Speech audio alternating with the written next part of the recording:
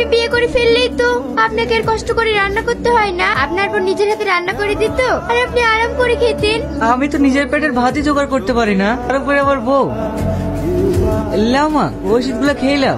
আমার জন্য যত কষ্ট হয়েছে তোর, সারাদিন টোটো চালিয়ে এসে আবার নিজে রান্না করে খাওয়া। ওসব নিয়ে তোমাকে চিন্তা করতে হবে না। Shiny stop, shiny stop. কিছু বলবে? সরি শাহিন, আমি বুঝতে পারিনি তুমি যে ইংলিশ জানো না, আর জানবেই বা কেমন করি? তুমি তো কোনোদিন পড়াশোনা করনি।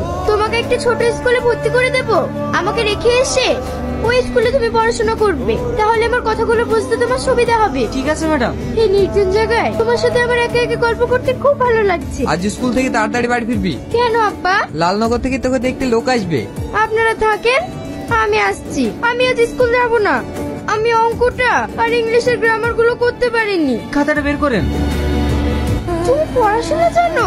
এমএ পাস করে চাকরি বাকরি পাইনি, তাই আজ টোটো চালাচ্ছি। কি ব্যাপার ম্যাডাম, আপনার চোখে পানি? জানো শাহিন, আমার বিয়ের জন্য আজ আমাকে দেখতে আসবে। খুশি তোমার হতে পারে, কিন্তু আমার না।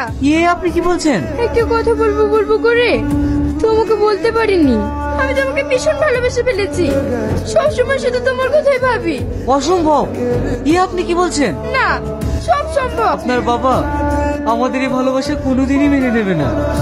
আমার বাড়িতে অসুস্থ মা আর আমি গরিব মানুষ, আপনাকে ঠিক মতো খেতেও দিতে পারবো না। তাই আমি বলছি আপনি ওখানেই বিয়ে করুন, তাহলে আপনি অনেক সুখী হবেন।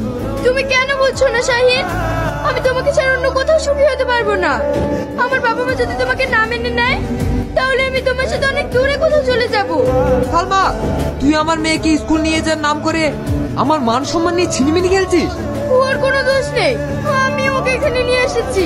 চুপ, চল বাড়ি চল। আমাকে ছেড়ে দাও, আমি শাহিনের কাছে যাব। তোমার মেয়ে জানে বাড়ির বাইরে না হয়, আর যদি বেরিয়েছে তোমার কপালে কষ্ট আছে। তুই জানিস না ওরা বড় লোক, তুই কেন ওর মেয়ের সাথে এমন করতে গেলি? জানো মা, সালমা আমাকে খুব ভালোবাসে। ও বলেছে ও আমাকে ছাড়া কাউকে বিয়ে করবে না। আমি বাড়ি থেকে পালিয়ে এসেছি, আমি আর ওই বাড়িতে কোনোদিন ফিরে যাব না। এটা তুমি ঠিক করোনি। চলো শাহিন, আমরা দুজনে অনেক দূরে কোথাও পালিয়ে যাই, সেখানে আমাদেরকে কেউ খুঁজে পাবে না। দরকার হলে আমরা কোনো জায়গায় ঘুরে বেঁধে থাকবো। যা, তুই চলে যা বাবা, না হলে ওরা এসে তোকে শেষ করে দেবে। আমাদেরকে দোয়া করবেন, আমার দোয়া তোদের সাথেই থাকবে।